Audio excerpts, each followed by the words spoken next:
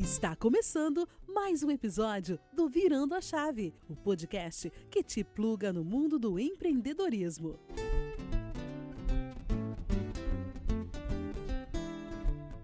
Olá, amigos do Virando a Chave, esse é o 7º episódio do nosso podcast. Hoje você vai conhecer a jornada de mais uma empreendedora que não nasceu pronta, mas que encontrou seu propósito ao longo da vida e decidiu virar a chave. Com uma invejável formação que passa por renomadas instituições como FGV, USP, Vanderbilt, INSPER, INSEAD, Ecos, Singularity e MIT, ela trabalhou por exatos 20 anos na Unilever, onde ocupou diversas posições executivas e diretivas.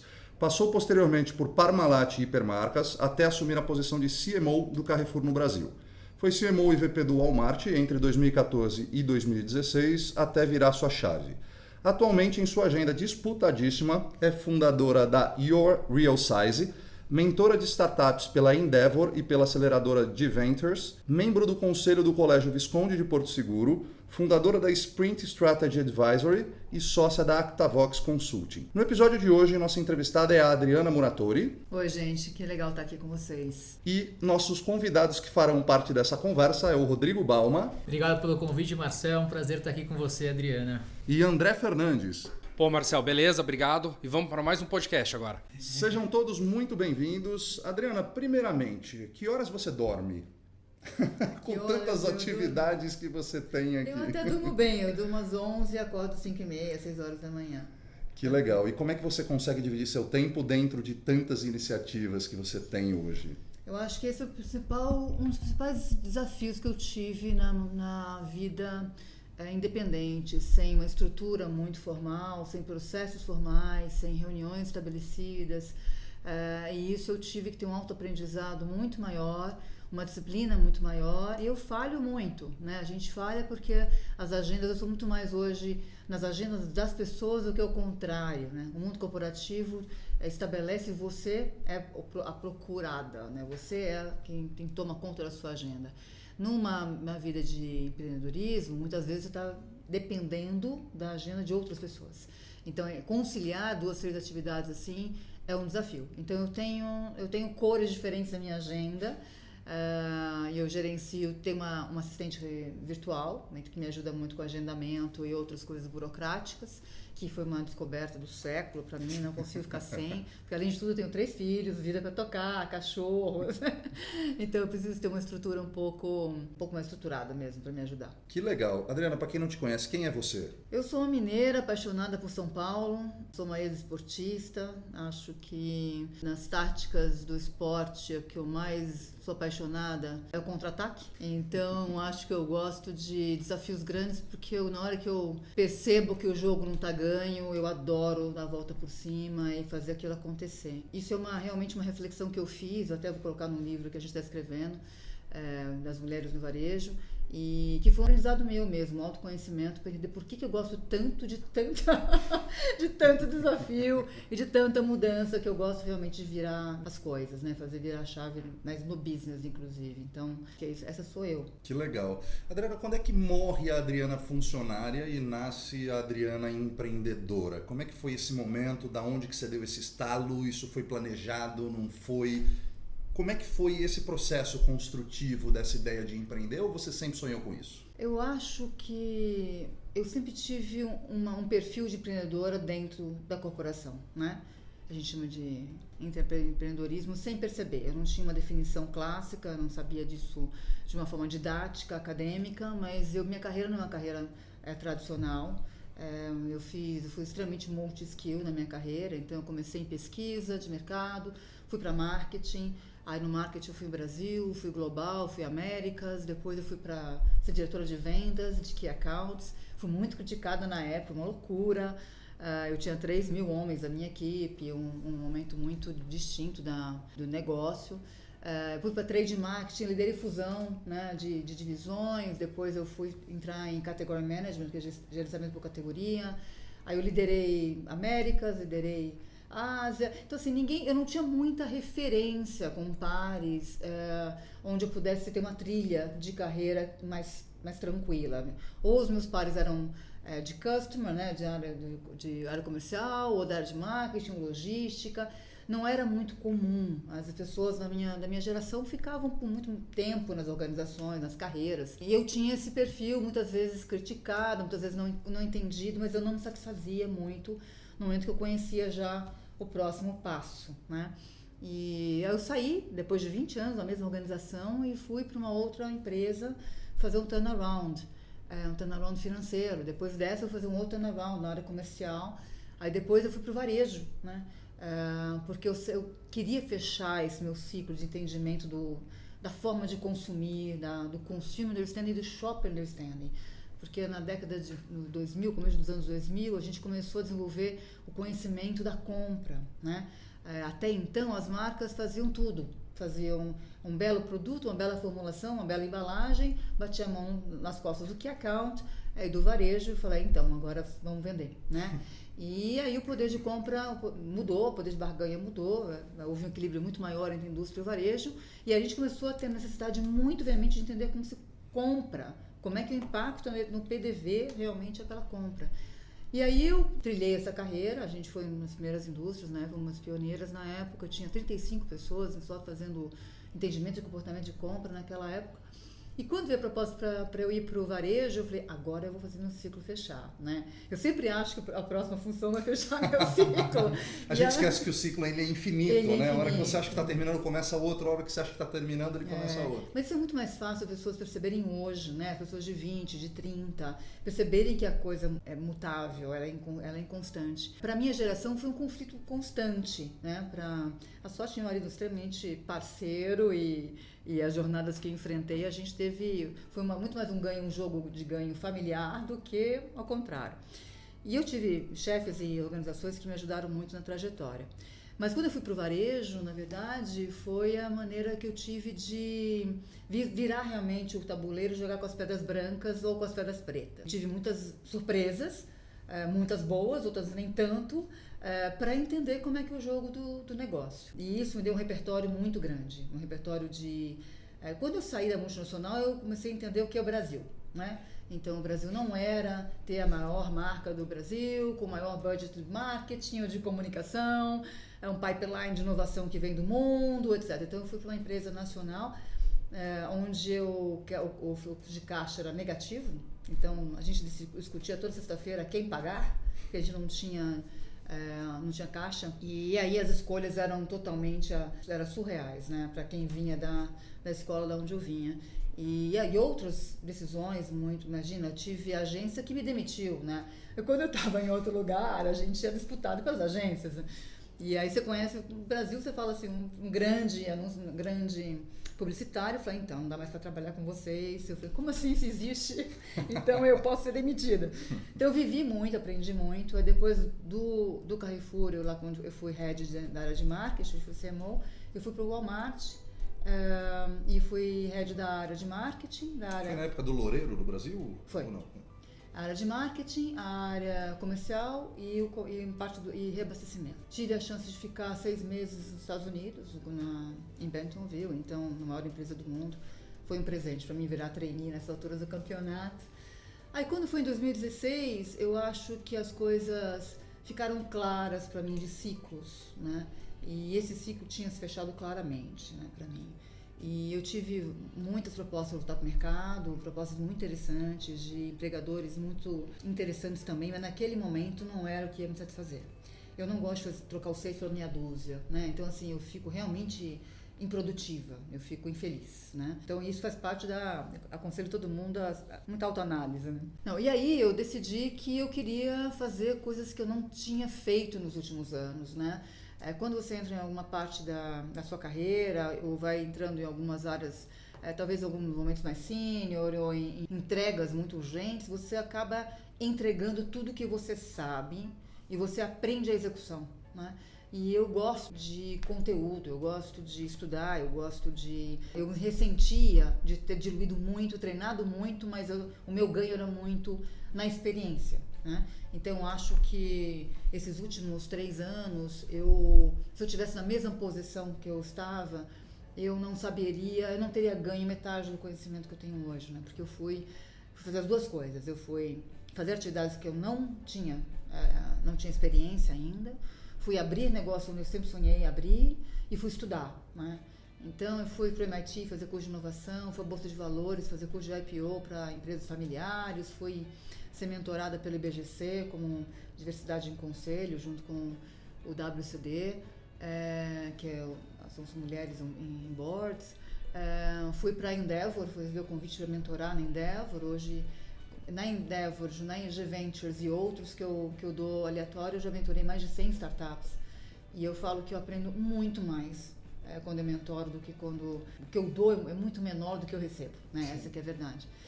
E aí eu tinha demandas específicas que eu comecei eu acho que quando a gente sai, eu vinha talvez uma trajetória de perceber que eu era diferente em termos de realização pessoal, né? Depois, quando eu saí, eu tinha tanta vontade, tanto projeto que eu gostaria de fazer, e eu me dei o tempo para estruturar de forma gradativa.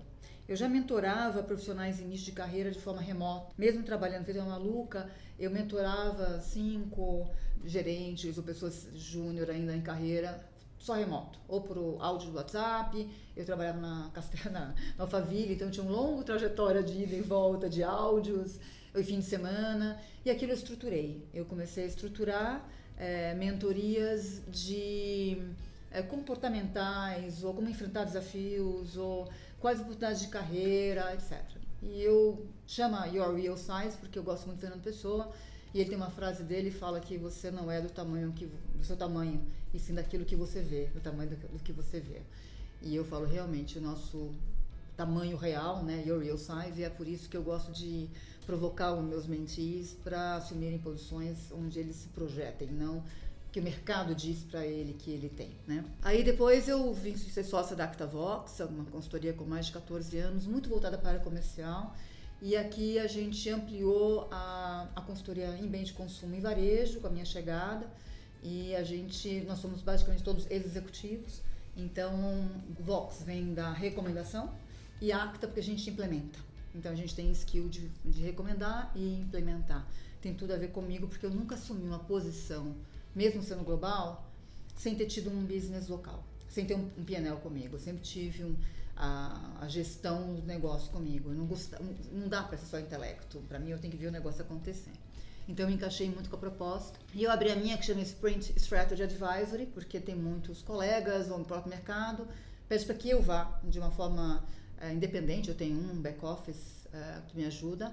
Às vezes vai comigo uma reunião, mas eu aporto minha experiência em projetos curtos, né? Seja em startups, seja em empresas médias ou grandes.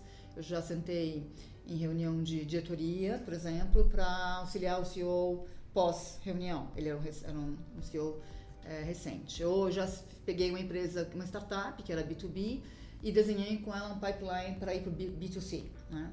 E vários outros projetos que eu faço e aí são dias, né? Eu fecho dias, e que é muito legal, assim como você faz essa entrevista, né?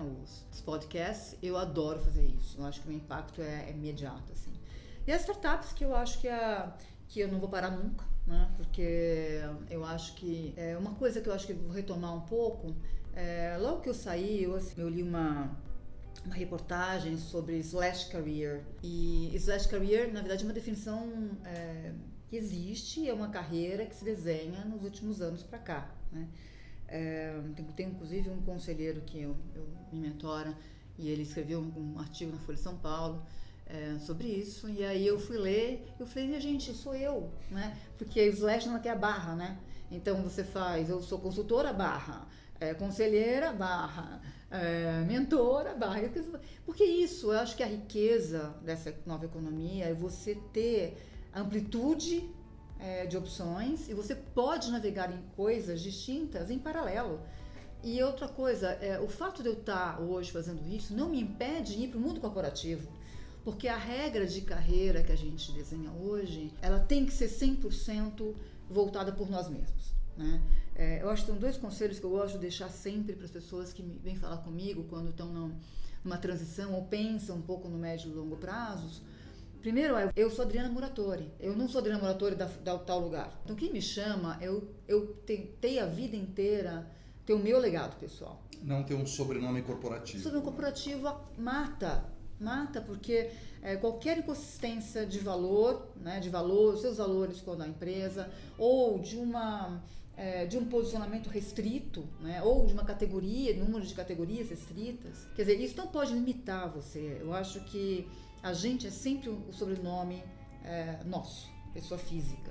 A gente está em algum lugar, a gente agradece sempre ao empregador, acho que a gente aprende, o empregador investe em você, é uma relação simbiótica, né? Ela você defende o crachá, defende a sua posição, você influencia aquele meio, mas você tem que ter uma clareza que isso é efêmero, isso é menos forte, e hoje, no momento que a gente vive, chega a ser quase patético, na minha opinião, porque daqui a pouco a pessoa saiu, largou o crachá, eu vou entrevistar outra pessoa, né? Você está falando comigo hoje, talvez, porque eu sou Adriana Muratori. Outro dia eu fui chamada para dar uma palestra, fechamento de 3, 4 eventos, porque eu sou Adriana Muratori, né?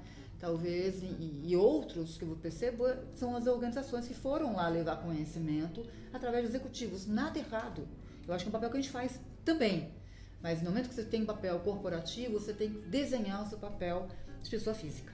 Né? Perfeito. Você falou uma coisa muito boa, que eu questiono e já escrevi bastante sobre isso, que a gente geralmente gosta mais de conversar com pessoas que moraram em 10 países, em 20 cidades diferentes, em que pegaram um mochilão, porque essas pessoas têm muita história para contar.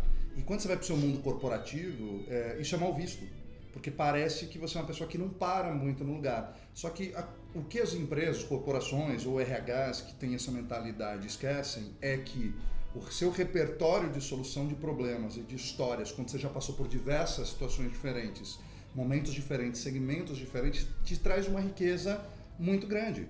E que ótimo se você vai ficar 1 ou 2 anos na corporação, vamos aproveitar o máximo dessa pessoa no tempo que ela pode ficar aqui e não arrumar meios de amarrá-la para a corporação. Então, acho que seu ponto eu acho que as coisas estão mudando. Porque as organizações estão tendo que receber milênios e essa inconstância. Todas as empresas de tecnologia, você pegar as 5, né, maiores, tem o tempo médio de permanência, 1 ano e meio, em todas elas globalmente, e isso vai influenciar toda a cadeia. Então, se você quer que um executivo que não seja milênio seja tão atual como milênio, os comportamentos vão se misturar. Então, entender que essa mudança de comportamento vai acontecer é fundamental para as corporações. A outra, eu costumo dizer que as pessoas, você procura exatamente conversar com alguém que é diferente de você, porque a riqueza de conteúdo é muito maior e viveu algo que você não viveu. Essa é a riqueza da diversidade. E a frase que eu mais gosto de falar é que a igualdade, ela é pequena. Então, se você quer conviver com uma pessoa igual a você no conhecimento, ou na experiência, ou na riqueza de vida, independente de qual seja a diversidade, você vai ficar pequeno.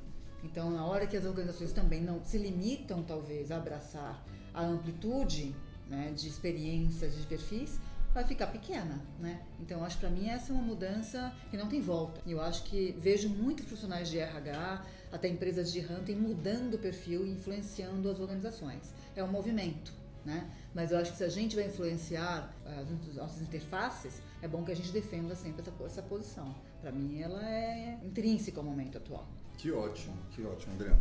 2 questões, uma mais rápida, que para não ficar na curiosidade, você disse que já foi atleta, qual esporte que você praticava? Treinei hand, basquete, mas fiquei no voleibol. Eu, na verdade, era apaixonada por basquete, mas não tinha time feminino na minha época, eu tinha que sair daqui para ir para o interior.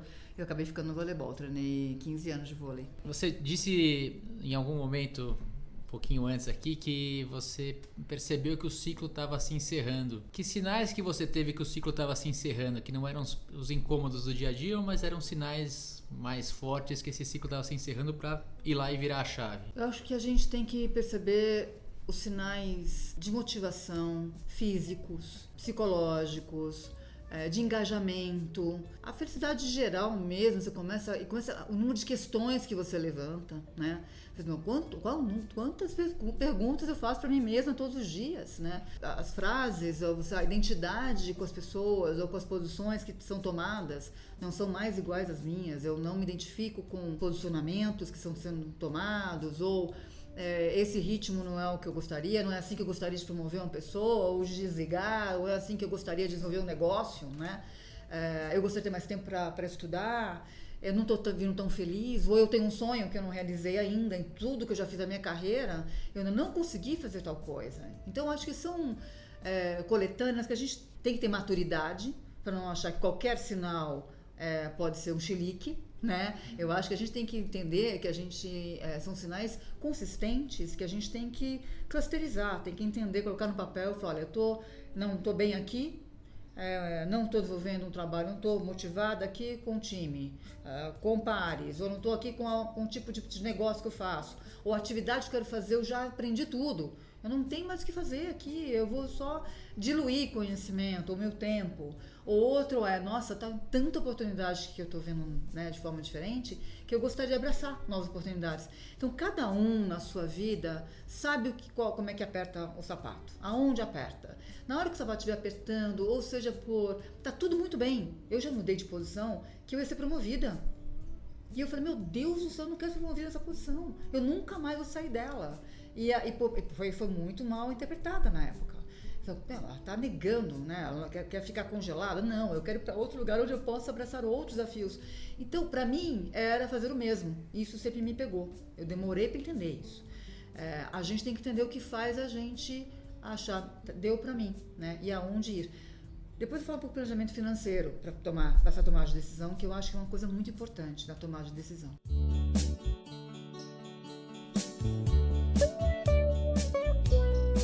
Vinculando um pouco o que você comentou ali da necessidade de ter um ambiente plural no mundo corporativo e ao mesmo tempo essa necessidade de empreender que muita gente tem, de estar inconformado com a situação.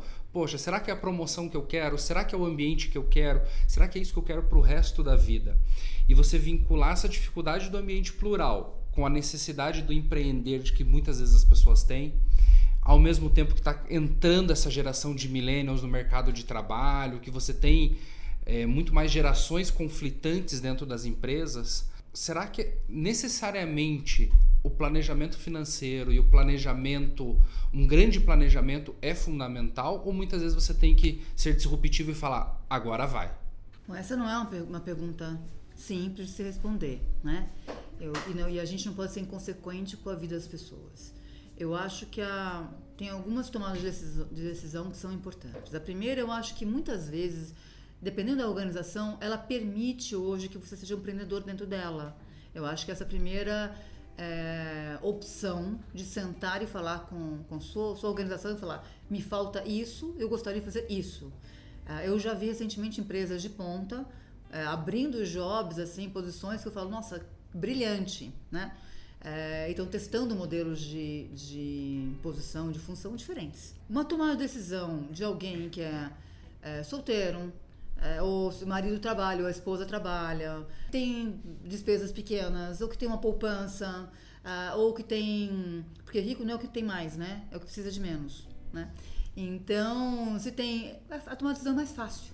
Você pega um arrimo de família, né? Com filhos, ou até com pais, dependentes, etc., a decisão é mais difícil. Então, o que eu recomendo vocês, em qualquer momento da carreira, é investir dinheiro, poupar. Então, a poupança, o investimento, qualquer posição permite que você poupe e invista. Nós não temos essa cultura e a gente precisa desenvolver essa cultura muito mais, e ainda mais as mulheres. Então, eu recomendo, poupem. Trabalhar simplesmente pelo salário limita em todas as vertentes.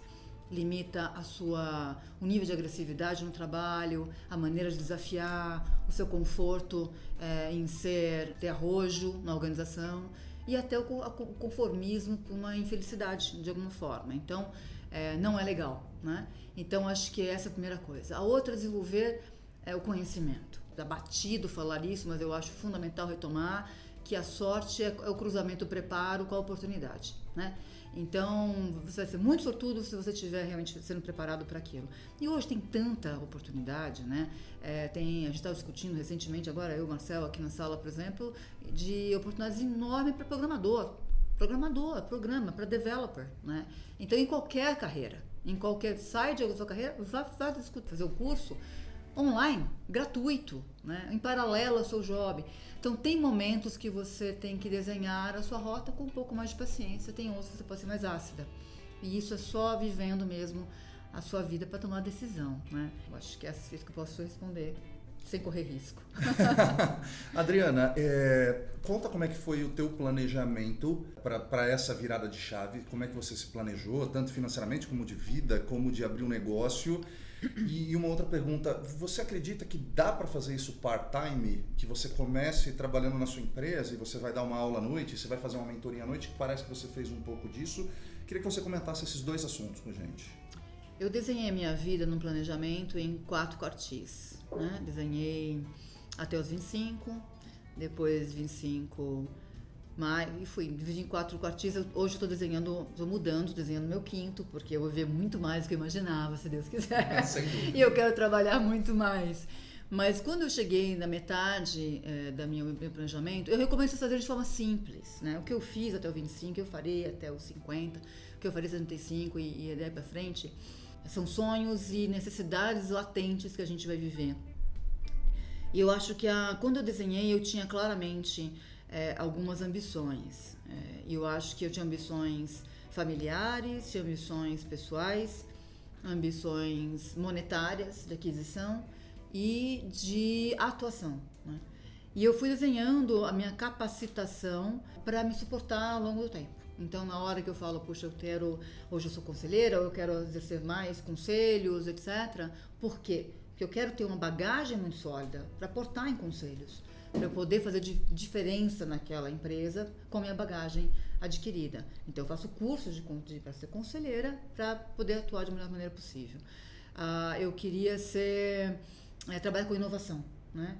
Então, eu me aproximei muito de startupeiros, li muito e fui muito pro mercado financeiro, mercado de capitais, que era onde eu não tinha atuado na minha carreira, para entender como é o valuation, como é que como a cabeça, né, de um empreendedor, um investidor, tá. Então eu fui atrás.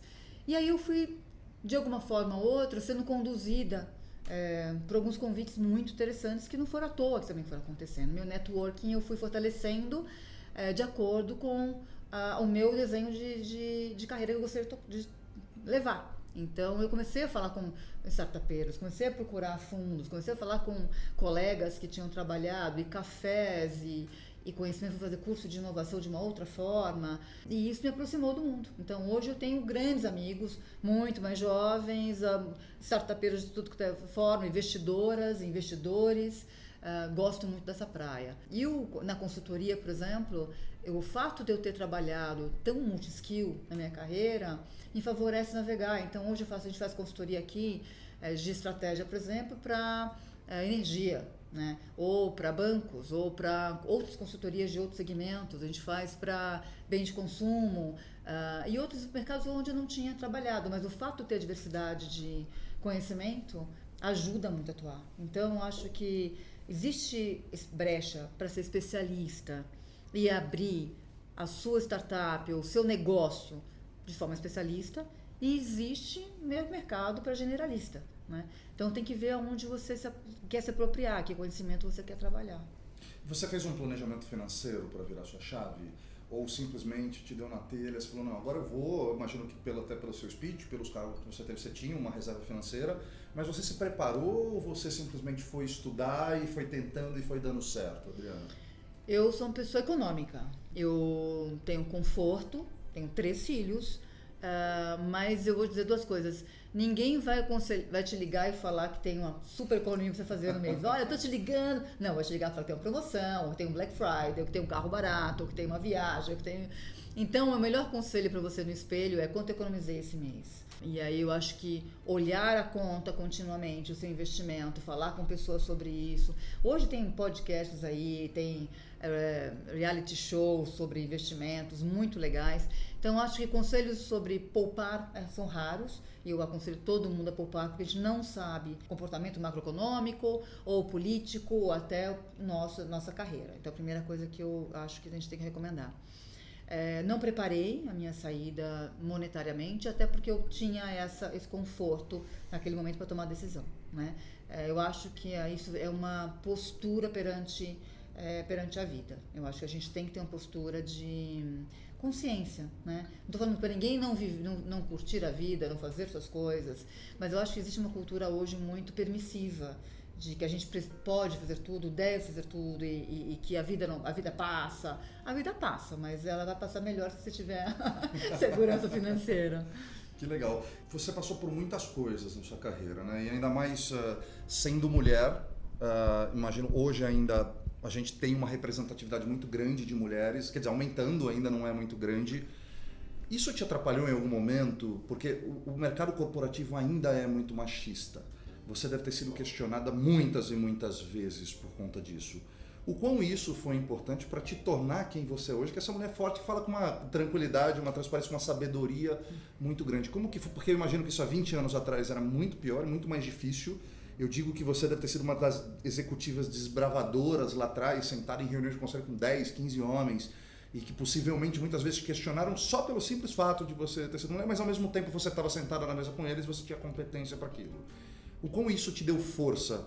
Porque eu percebo que tem muita gente que usa isso como desculpa para não fazer, e eu vejo pouca gente, e quando essas pessoas têm essa atitude, elas conseguem distante. O quão isso foi importante para te formar hoje como executiva e como mulher? Nossa, é um ponto fundamental, lógico que foi um desafio enorme para mim nas posições que eu tomei e nas indústrias onde eu trabalhei. Então, algumas coisas, vou ser sincera, a gente vivia, mas a gente não compartilhava. A gente talvez passasse por preconceito e achava uma solução para passar por cima. A gente chorava, né, no banheiro, ou em casa, ou então, às vezes, eu usava as mesmas ferramentas, né, que os homens. Então, óbvio que tem uma diferença muito grande. Eu gostei de uma analogia, outro dia foi feita, você pode dar isonomia ou falar sobre meritocracia, né? Então você coloca duas pessoas na beira do mar, né? E dá o mesmo maiô, um óculos de natação, o cronômetro é o mesmo, e assim, vai ter meritocracia. Só que um treinou 12 anos, né, travessia, e o outro treinou hidroginástica, né, na academia, mas isso é meritocracia. Então, a meritocracia não é a forma de julgar, é o pipeline inteiro para você ter uma meritocracia. Então, a maneira de você... Eu tive a sorte de ter mãe muito forte, um pai executivo, e eu sempre tive no meio de negócios. E minha mãe falou, não, você precisa aprender isso aqui um dia você faz, você vai aprender outra coisa, né? Acho que o esporte ajuda, sim, também no comportamento e a agressividade pelo objetivo. E assim, tive a Unilever me ajudou muito em algumas... várias frentes, a cultura muito igualitária, mas o mundo mudou, né? O mundo hoje, se ele hoje é ácido, ele era muito mais ácido. Então eu não ria de piada, eu não contava piada, eu saía de reunião, eu às vezes tocava o telefone que nunca tocou, né? Eu dei respostas particulares ou em grupo, né? E a gente tem que ter uma presença pelo conteúdo e não pela forma. Então, eu já saí de reunião que eu tive um proprietário de uma empresa, começou a gritar numa reunião, e o CEO gritando na reunião, e eu tentando falar, e o vocabulário um pouco, né, diverso. Para ser educado. E eu peguei minha mala e saí da reunião. Fechei meu notebook, pus a minha pasta e saí. E minha chefe foi lá fora, você tá louca? Eu falei, deixa eu te falar, é domingo, né? Eu tô aqui no domingo, eu não consigo falar, então por que eu vou ficar? Eu não consigo articular esse tipo de vocabulário, por que eu não vou estar aqui contribuindo com nada? Então eu não vou falar o vocabulário de vocês, nem vou aumentar o tom de voz. Se vocês acharem que isso é interessante, eu volto pra reunião, não tem problema nenhum, mas eu não consigo agregar essa fala. E aí, então aí eu era fundamental para a decisão, voltei, discuti, mas é uma maneira de falar, a gente é interrompida, né? É um fenômeno que me irrita. Sabe o que me irrita mais? Que é um fenômeno que eu depois, agora, estudando, tudo isso acontece, é quando alguém te explica. É o mansplaining, né? Meu Deus! Não tem coisa que me irrita mais que alguém te me chamar de burra, entendeu? Porque às vezes você tá falando, aí a pessoa para, eu tô na mesma discussão, vira pra mim assim, ele tá querendo dizer que é isso. Eu falei assim, jura? Às vezes eu sou irônica hoje. Aí eu falo, isso, pessoas que têm consideração por mim. É um viés enorme. Não é pessoa que não gosta de mim. Sim, é viés cognitivo. É viés cognitivo. Né? Então você fala, às vezes porque já lavei a roupa, né, suja quando acabou a reunião, falei, deixa eu te falar, não faz mais isso e não faz mais aquilo. Por favor, é um viés, você está me desqualificando na reunião. Nossa, eu não tinha percebido, só quis ser gentil. Não, gentil você pode ser em outro momento. Isso não é gentileza. Então isso sempre me incomodou muito. E eu não sabia que era não tinha consciência disso. Só que aí eu respondia. Então, me desqualificar eu nunca permiti, né? Então, eu acho que isonomia no mínimo direito de ideia é fundamental. E outras coisas aconteceram que eu acho que não vale a pena de falar por aqui, né? Mas eu acho que o mundo ele é mais transparente e permite. Então, um recado se for para as mulheres, né? Eu acho que vai existir, mas a forma de mudar é apoiando outras mulheres, lendo e estudando sobre o assunto para não ser engolida pelos viés inconscientes. Às vezes não é por mal, é realmente uma existência. E ir embora pelo seu sonho e parar com essas bobagens e ir embora. Então eu estou à disposição se alguém quiser trocar um dia uma figurinha. Dentro um pouco do tema, você comentou também que foi expatriada, morou fora do país, e acho que tem todo um lance da família ir junto e participar desse momento. Então, fora todas essas questões fora de casa que você tinha que resolver, um pouco tendo a ver com preconceito e tal, dentro de casa tinham questões que você tinha que resolver, enfim, a família toda te acompanhar, isso é bem visto ou mal visto? Como é que era isso? Então, gente, antes de escolher um emprego, vocês escolheram bem os parceiros. Isso é muito importante. Porque senão vai dar chabu, né? Eu, na minha geração, acho que é a única que tem 3 filhos e com o mesmo casamento. E ainda faço esporte. Eu acho que o equilíbrio é fundamental. Então, assim, quando eu fui para os Estados Unidos, eu tenho 3 filhos, eu levei 2. O meu marido é dentista e ele ficou com minha filha que estava na faculdade. E ele ia todo mês para lá e ficava de quinta a segunda, conciliava a agenda. E isso é uma forma muito, muito, muito legal da gente conciliar. Eu tive desafios maiores que esse, eu acho, né? Eu tive equipes de 3.500 homens, né? Eu ficava fora de São Paulo, só ficava quarta-feira, porque foi um trato que a gente teve. Ele falou, olha, é a tua carreira, um puta carro que você quer fazer, mas quarta-feira você consegue ficar em São Paulo? Então, toda quarta-feira a gente vai sair. E eu dormi em vários cinemas, né? Ele achava que o filme era maravilhoso, eu nunca vi aquele filme, mas eu tinha um compromisso familiar, né? Ou outras coisas. A gente tinha, eu quando assumi Global, eu fazia reunião às vezes no aeroporto para voltar. Fazia reunião na Bélgica, voltava no aeroporto, às vezes na França, em Paris, voltava, às vezes em Londres, voltava, às vezes fazia 5, 6 países seguidos para que eu não ficasse mais tempo fora da minha casa. Ou quando eu morei 3 meses no Rio, eu fui todos os dias e voltei, todos os dias. Alguns fins de semana da família foi junto comigo, mas o valor para a companhia entre despesa de hospedagem e alimentação se equivalia à ponte aérea para voltar, e eu preferi levar os filhos e estar à noite na escola e estar à noite em casa todos os dias com eles. Então tem maneiras, e eu não me achava cansada, né? Era cansar. Hoje, se eu pensar lá, hoje pra mim, eu falei, você tá louca que eu faria um cargo desse? Mas na hora que você tá assumindo aquilo e você tem aquele idealismo, você faz, é tão legal fazer aquilo, que foi uma maneira de conciliar equilíbrio familiar. Pra mim é fundamental o equilíbrio familiar. Então eu acho que a gente tem que achar maneiras de se equilibrando, e eu acho que é uma negociação antes de qualquer cargo que eu assumir, a gente tem uma reunião juntos. Então por exemplo, essa expatriação foi uma decisão de 5. Né? Outras decisões, por exemplo, eu neguei outras funções no passado recente, que eu recebi conselhos dos meus filhos, né? Falei, você tá louca, mas você não vai assumir isso agora, não é o que você vai te fazer feliz. Então eu acho que essa parceria é fundamental. Eu trabalhei algum tempo também viajando e fiz a mesma rotina de tentar o máximo possível estar em casa com a família. Então eu fiquei ali mais ou menos uns 2 anos fazendo bate e volta toda semana para São Paulo, 2, 3, 4 vezes na semana, para tentar dormir em casa com a minha família, com a minha esposa. E eu via que o quanto fundamental é você encontrar esse pilar de harmonia, você conciliar o plano familiar e conciliar o plano profissional. Porque os dois têm muito valor, têm muitos valores nas nossas vidas.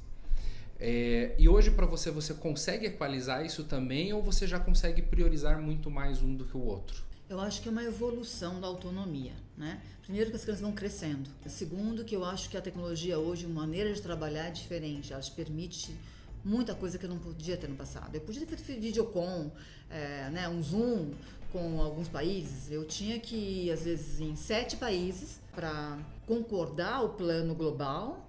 Quando eu voltava no primeiro país, quase já tinha mudado, né? Então, assim, e os dilemas eram muito ácidos na época e culturais, as diferenças eram maiores. Então, hoje eu acho que a gente é sincronizado, o mundo é sincronizado, né? Então, meu dilema aqui hoje é simultaneamente ouvido na Síria, em Singapura, em Portugal. Então, a gente tem uma facilidade muito maior que a gente deve usar mais. A outra, eu acho que o fato de você ter o seu próprio negócio, você tem uma gestão de agenda muito mais confortável. Apesar que hoje eu tenho clientes, então eu vivo em função da agenda dos meus clientes. Mas é diferente, a pressão sou eu que coloco, né? Então a pressão tem pressão de cliente, mas é uma pressão onde você depende do seu nível de exigência. Se o seu nível de exigência for baixo, você vai entregar abaixo do medíocre, né? O medíocre é a média, né? Então a gente tem que entender que a gente, por mais que tenha flexibilidade, a gente falou um pouquinho antes sobre organização e não procrastinar e ter ferramentas que te auxiliam, eu acho que você tem mais flexibilidade sim, até para escolher novas coisas, né? Aquilo que vai te motivar. Às vezes no corporativo você tem que ficar com aquilo por anos, né? Porque ninguém vai tirar aquilo de você, porque aquele é um mico que você vai ter que resolver. E no mundo, talvez, do empreendedorismo, você pode mudar, talvez, o desafio, né?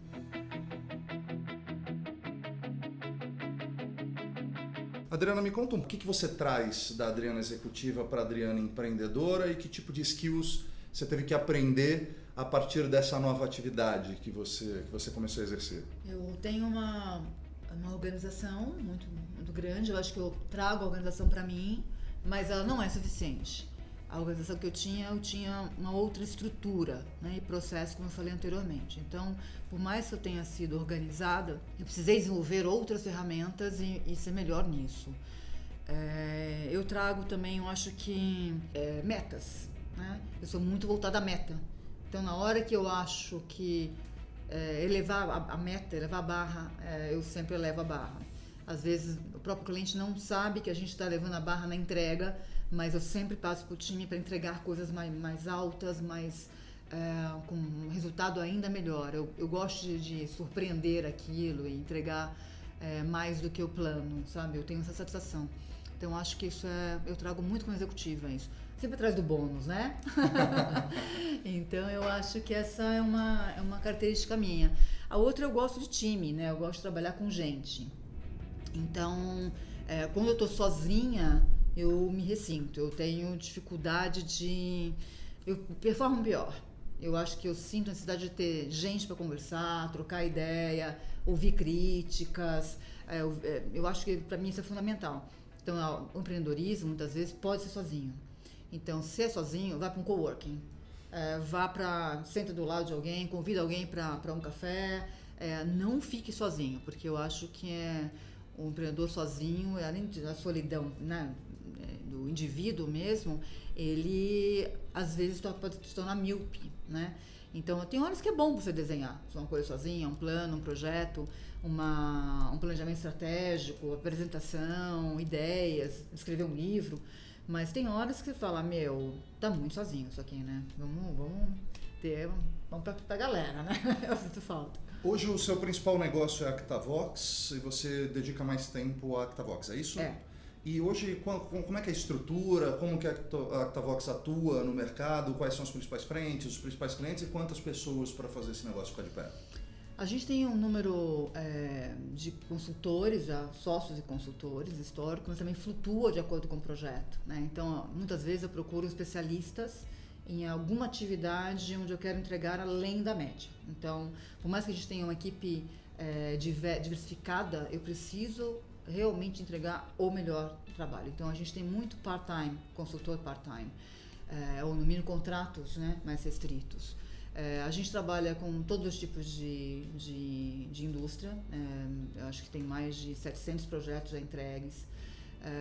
Então, se você olhar, eu trabalho muito mais com bem de consumo, eu não posso falar todos os meus clientes, infelizmente, e com varejo, né? Então, mas varejo, eu estou muito mais no middle market de varejo e bem de consumo de todos os tamanhos. A gente está com commodities, com higiene e limpeza, com alimentos, então diversificado. Pelo jeito, a gente fala muito de tomar os cafés, né? A gente pode até fazer um podcast, The Power of Coffee, alguma coisa assim. Mas nos cafés que você tomou mais na fase de transição, na decisão da carreira corporativa, você lembra de algum específico que foi muito impactante para você, que veio uma grande ideia, ou que você leva para a vida, ou um conselho, ou algum insight que você teve? 2 coisas com café que eu gostaria de ressaltar. Uma, cuidado com os cafés. Assim, às vezes tem gente que pode ser invasiva num café ou achar que um café é uma consultoria grátis. Então, acho que tem muita gente que vive disso. Outro dia eu vi uma pessoa, uma foi influente no LinkedIn falando, deixa claro, meus cafés, se forem de trabalho, são cobrados, porque eu vivo disso. Eu acho, puxa, que pessoa transparente, né? Muito legal. Então, eu tenho muito cuidado quando eu tomo um café para que eu não use da informação da pessoa ou do conhecimento que ela vende. Eu acho que os cafés são orientativos e uma mentoria diferente de uma consultoria. Eu acho que tem que ter muito cuidado quando você pede um café com uma pessoa, né? Eu tenho uma que foi clássica, para mim, eu contei recentemente para um amigo, que esse meu amigo replicou um café que ele teve e que mudou a vida dele. E ele falou, eu vou te dizer uma coisa que eu ouvi e que eu gostaria de falar para você. Eu falei, e eu quero replicar, porque talvez ele me chamou para um café, não fui eu que chamei. E é um amigo de muito tempo de carreira juntos, fomos pares. E aí ele falou, procura a sua turma. Me deu um vácuo. Eu fiquei no vácuo, assim. E eu falei, ele tá me mandando embora? Isso, procura a sua turma, quer dizer, pra eu ir embora? O que quer dizer exatamente isso? Ele falou, procura pessoas com quem você quer trabalhar e com quem se identifique. Seja feliz. E isso...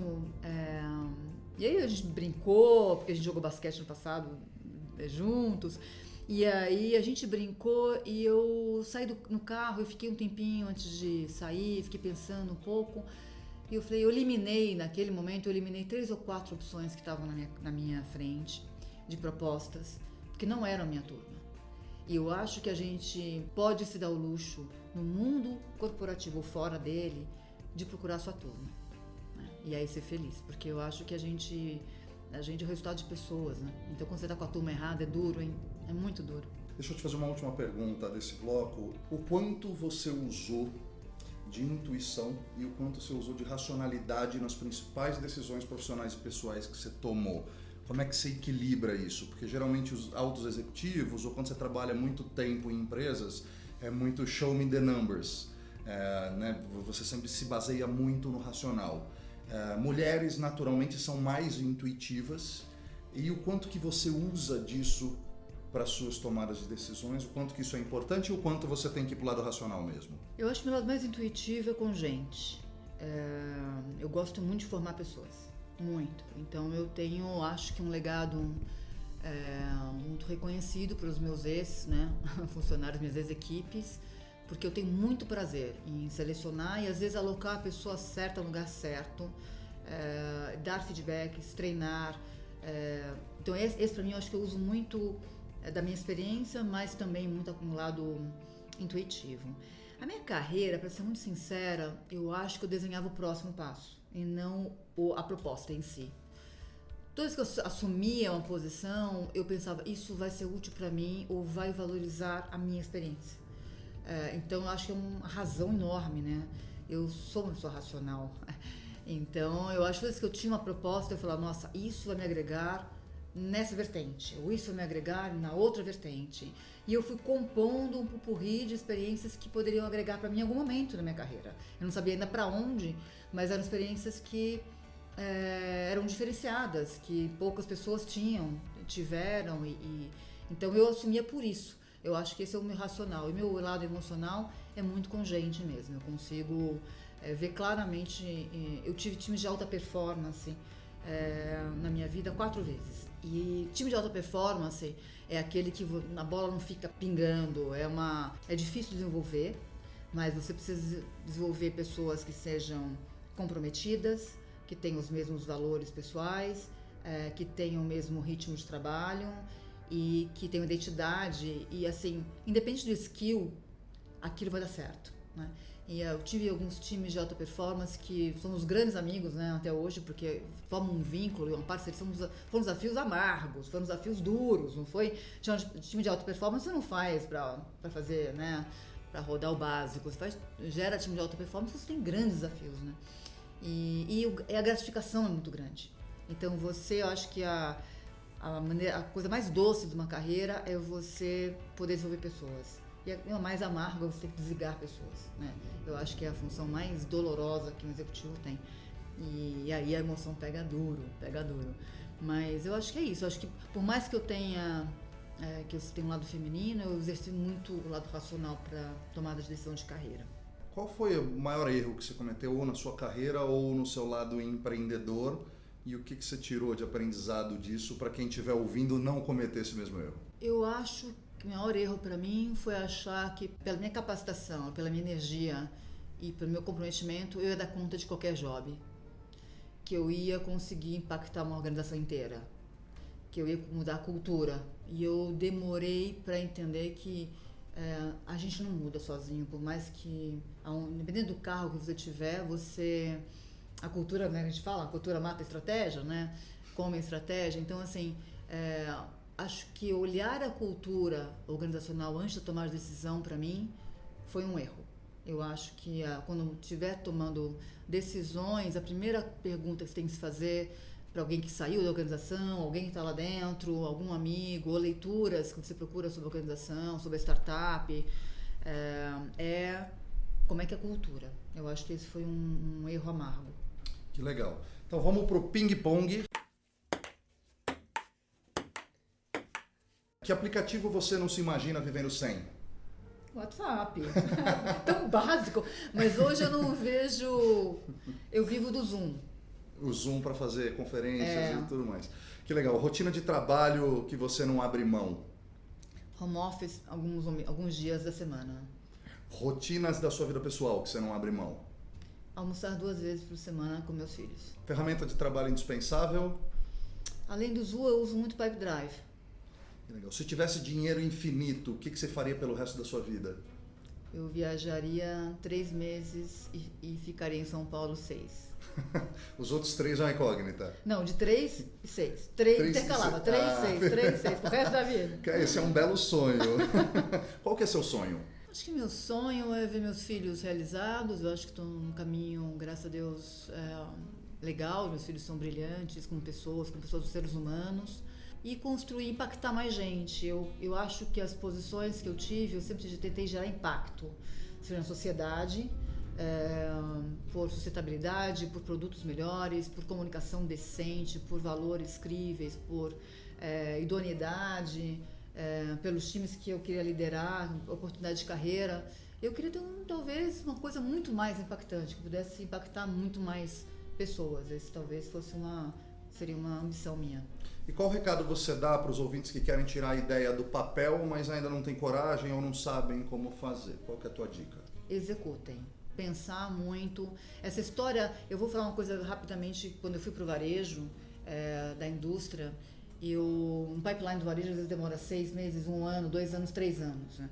Então, quando você erra no pipeline de uma inovação, aquilo é um dano enorme, é um impacto enorme no negócio e próximo.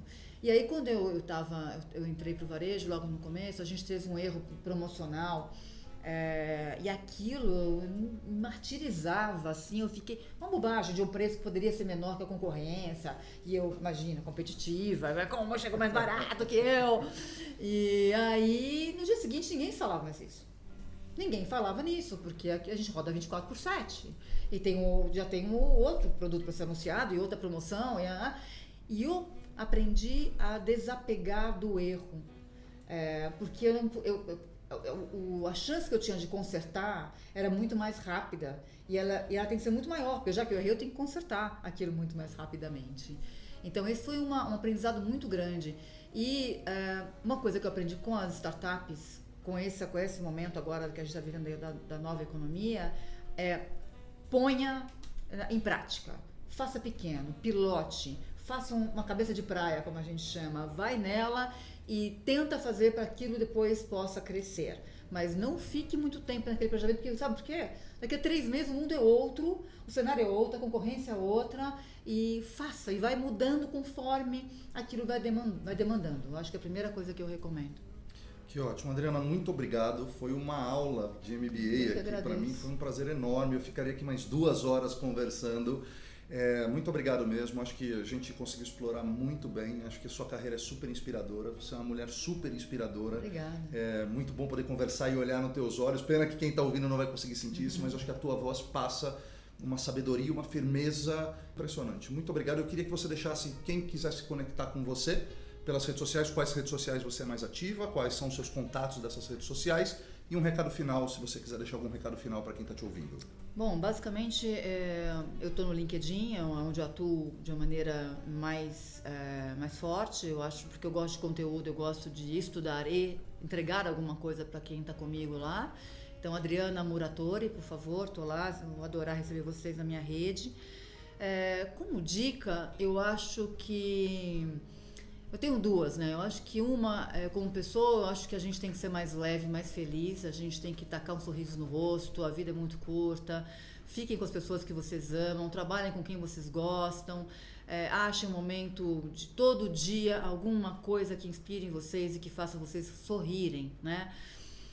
A outra não tem regra, nós não temos mais regra de carreira, de o que é certo e o que é errado em posições, em negócios. Se deu errado, ótimo. Se deu certo, ótimo também. Vão para o próximo, ponham energia e vai dar tudo certo. Pensem dessa forma e vai dar tudo certo. O mundo está abrindo oportunidades que a gente nunca pensou que pudessem existir.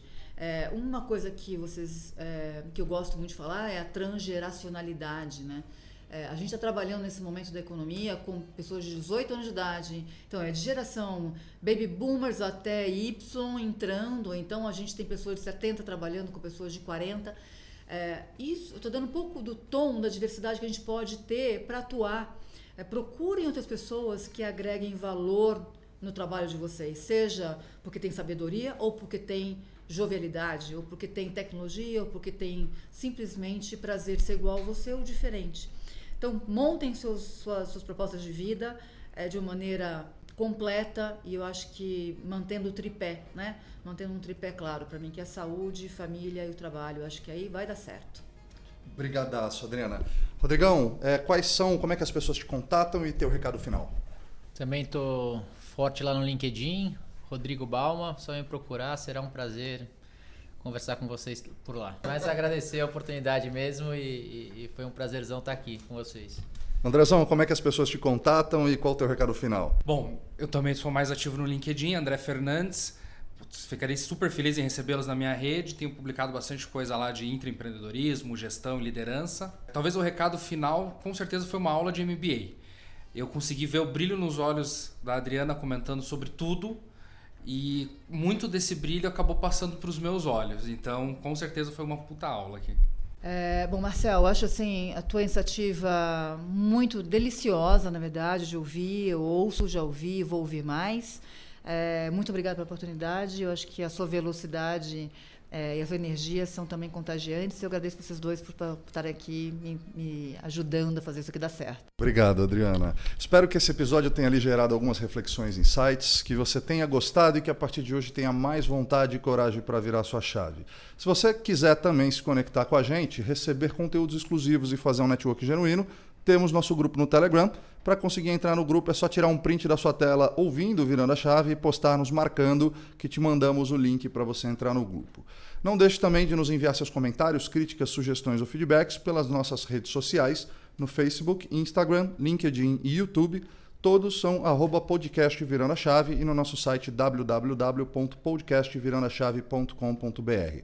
Aproveita e me adiciona lá no LinkedIn, é só procurar por Marcel Nobre Serial Networker ou entrar em www.serialnetworker.com.br que te direciona lá para o meu perfil. Se você estiver curtindo esse episódio pelo Spotify, não esqueça de clicar no botão seguir e acompanhar os nossos próximos episódios. Se estiver ouvindo pelo iTunes, deixa lá suas 5 estrelinhas e nos dê seu feedback que será um prazer responder. Muito obrigado, tchau e até a próxima.